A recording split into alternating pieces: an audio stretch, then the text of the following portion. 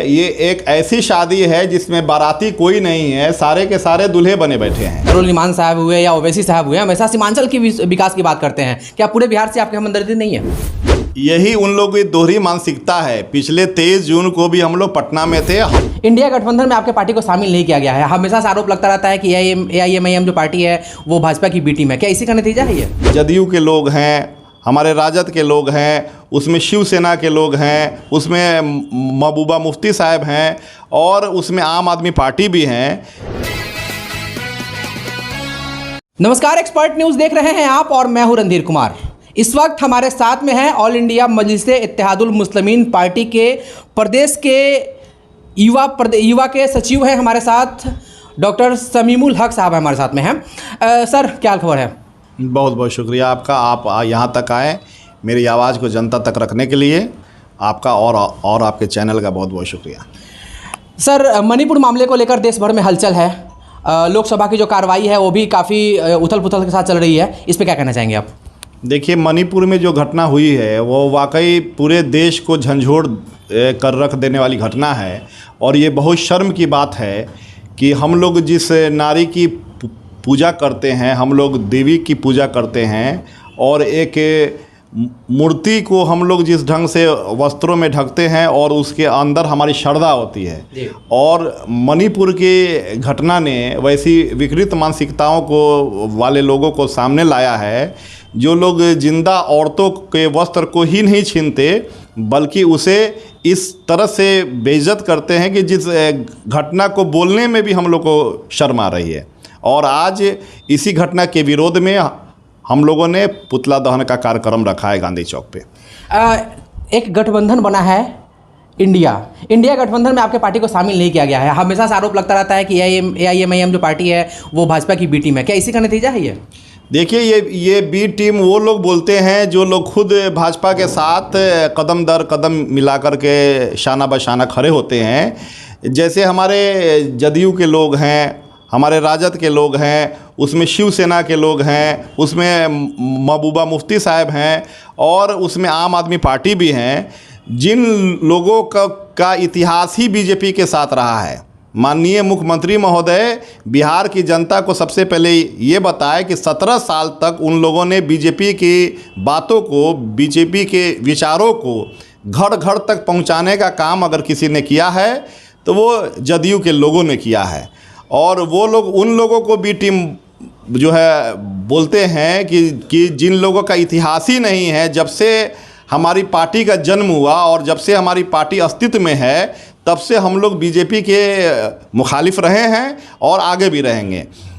दूसरी चीज़ है कि ये जो इंडिया इन्होंने नाम रखा है, ये उन लोगों का इंडिया है जिसमें इन लोगों ने दलितों को और मुसलमानों को उनकी हिस्सेदारी से दूर रखा है।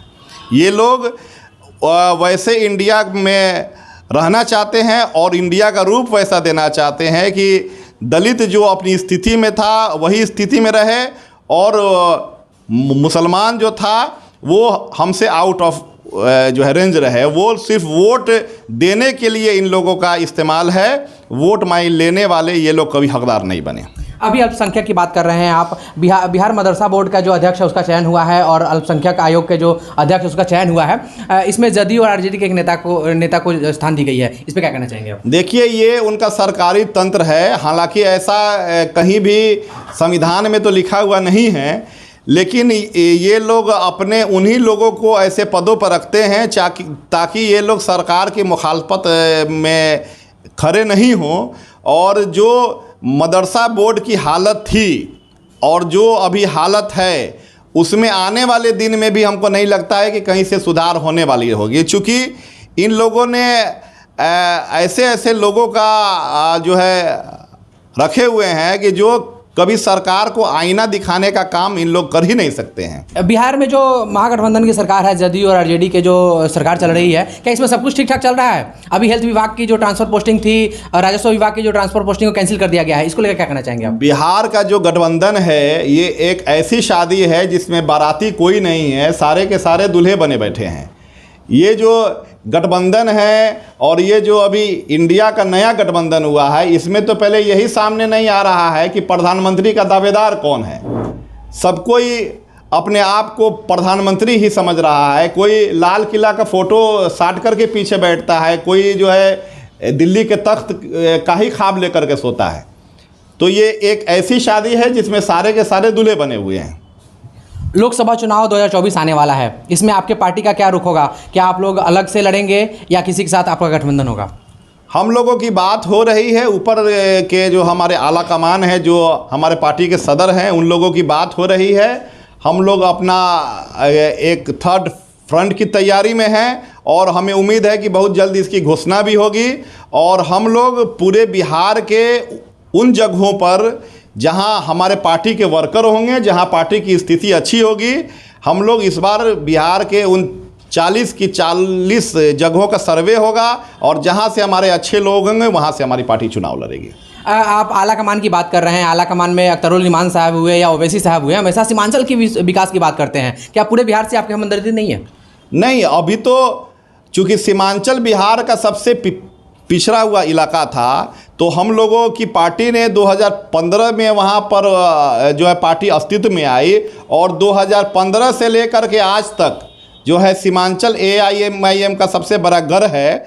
और अब जो है पार्टी जो चूँकि बच्चा जब कहीं उसका जन्म होता है तो पहले वो धीरे धीरे रेंगता है, फिर उसके बाद उठता है, फिर खड़ा होता है, फिर वो आगे जाता है। तो ये अभी पार्टी की हमारी शुरुआत थी और पिछली बार आप लोगों ने देखा कि हम लोग सीमांचल से बाहर भी आए हैं और हम लोगों के साथ बिहार ही नहीं और देश से भी बहुत सारी हम लोग को दुआएं हासिल हुई हैं। जैसे यूपी हुआ, मन बंगाल हुआ, गुजरात हुआ, वहाँ भी हमारी पार्टी ने बहुत अच्छा जो है रोल जो है ये किया है। तो हम लोग इस बार सीमांचल से बाहर भी आएंगे और पूरी मजबूती के साथ आएंगे। काफ़ी बेबाकी के साथ जवाब देने के लिए जाने जाते हैं आप। आगामी लोकसभा चुनाव है, उसके बाद विधानसभा चुनाव है और काफ़ी एक्टिव दिख रहे हैं आजकल आप। तो आगे हम लोग क्या सोच के चले, जनता क्या सोचे आगे, क्या किस रूप में आप आएंगे आगे? देखिए, ऑल इंडिया मजलिसे इत्तेहादुल मुस्लिमीन बेबाक इसलिए है कि उसके अंदर अपने आकाओं का खौफ नहीं है और हम लोग जनता की बात रखते हैं, हम लोग जनता के बीच में रहने वाले लोग हैं।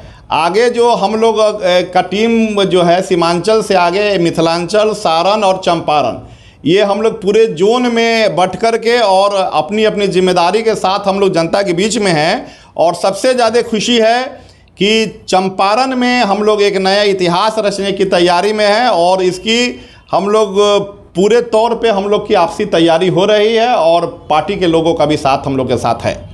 इंडिया गठबंधन में आपको शामिल किया नहीं गया है, यानी विपक्ष आपको भाव देता नहीं है और सत्तारूढ़ जो पार्टी है उसमें आप जा नहीं रहे हैं, क्यों?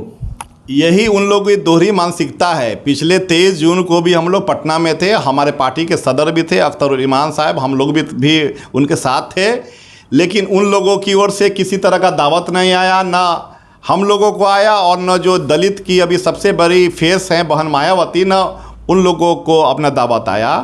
और अभी इससे पहले भी जो इंडिया का इन्होंने अपना गठबंधन किया उसमें भी न हमको दावत आया, न बदरुद्दीन अजमल साहब को दावत आया, न मायावती को साहिबा को दावत आया, न चंद्रशेखर रावण को दावत आया।